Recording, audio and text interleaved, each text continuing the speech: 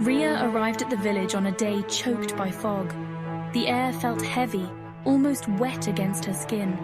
Her great-grandmother's estate loomed before her, a Gothic mansion with ivy clinging to its crumbling facade. This inheritance felt more like a burden. A shiver ran down her spine. There was something deeply unsettling about this place.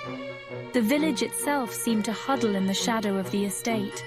Small, crooked houses lined the narrow street, their windows dark and unwelcoming. Rhea saw few people, and those who crossed her path quickly looked away. Their eyes held a mixture of fear and something else. It was pity. As Rhea stepped out of her car, the weight of countless unseen eyes settled upon her. The silence was unnerving, broken only by the rustling of leaves in the nearby forest. A single crow cawed overhead, its cry sharp and unsettling. The villagers avoided Rhea. They scurried past her with their heads down, whispering behind cupped hands. Their hushed words followed her like a chill wind. "Cursed," they hissed. "The tree. It claims them all." The village elders were even less welcoming. They refused to meet her eyes, their faces etched with a lifetime of fear. When Rhea pressed them for information, they spoke of a centuries-old legend. It was a tale of a malevolent spirit residing in a towering oak tree at the edge of the estate. The Cursed Tree, they called it. This tree, they claimed, demanded a sacrifice. It craved youth and vitality, and it would stop at nothing to claim what it believed was owed. Rhea tried to dismiss the villagers' superstition, but the house held an undeniable energy. It whispered to her in the dead of night. Cold drafts chilled her to the bone despite the roaring fireplace. And her dreams, those were the worst. Every night the same nightmare plagued her. A woman with long black hair and a face as smooth as an egg. No eyes, no nose, no mouth. Just pale, empty skin. The woman would stand at the foot of her bed, her silence more terrifying than any scream. Then came the physical signs. Muddy footprints appeared inside the house, seemingly out of thin air. Strands of Rhea's hair began to fall out, leaving her with alarming bald patches. She felt a constant, gnawing fear, a sense of dread that sank its claws into her very being. Something was terribly wrong, and Rhea knew deep in her gut it was connected to the whispers of the villagers and the legend of the cursed tree. Desperate for answers, Rhea sought out the village historian, Ananya. Ananya was a woman seemingly untouched by the fear that gripped the rest of the village. She lived alone, surrounded by books and ancient maps, her eyes holding a wisdom that belied her years. Ananya listened intently to Rhea's experiences. Then, with a sigh, she confirmed Rhea's fears.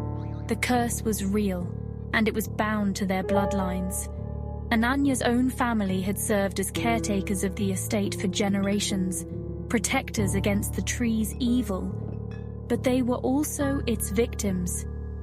"The tree demands a sacrifice," Ananya said, her voice low and grave. "A ritual every generation.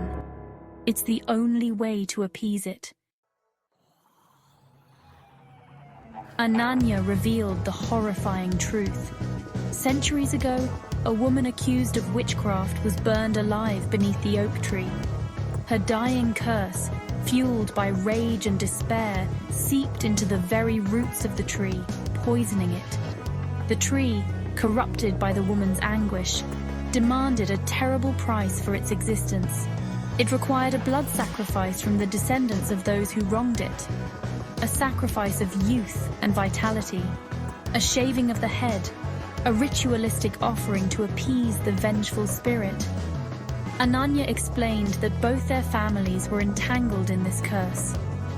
Rhea's great-grandmother had managed to suppress the ritual, but the consequences of defying the tree were now manifesting, and time was running out. The weight of Ananya's words settled upon Rhea like a shroud. She was trapped in a nightmare, bound by a legacy of pain and sacrifice. The ritual was the only way to break the curse, to appease the vengeful spirit residing within the ancient oak. The ritual itself was simple, brutal in its simplicity. Under the pale light of the full moon, beneath the skeletal branches of the cursed tree, they would make their offering. Their hair, their youth, their very life force, surrendered to the earth. The thought of it filled Rhea with dread. But the alternative, to be haunted by the faceless woman, to be slowly drained of her life force, was unthinkable. The night of the ritual arrived, cloaked in an unnatural stillness. The air hung heavy with anticipation and dread. Rhea, her heart pounding in her chest, joined Ananya beneath the skeletal branches of the cursed tree. The ritual was a blur of emotions. The sharp sting of the razor against her scalp, the weight of the severed hair falling to the ground, the feeling of vulnerability, of exposure as her bare scalp was bared to the cold night air. As Rhea looked at Ananya, she saw a reflection of her own fear and determination in the other woman's eyes. They were connected by this ancient ritual, bound by a shared legacy of pain and sacrifice. The days that followed were filled with a strange sense of peace. The nightmares ceased. The muddy footprints vanished. Rhea's hair began to grow back, a soft fuzz covering her scalp. The curse, it seemed, had been lifted, but the tree remained. A looming skeletal presence at the edge of the estate, and Rhea couldn't shake the feeling that it was watching her, a silent, malevolent observer. One day, Rhea noticed something strange. A single green shoot emerging from the base of the cursed tree. It was a vibrant, healthy green, a stark contrast to the decaying bark that surrounded it. The tree, it seemed, was not dead.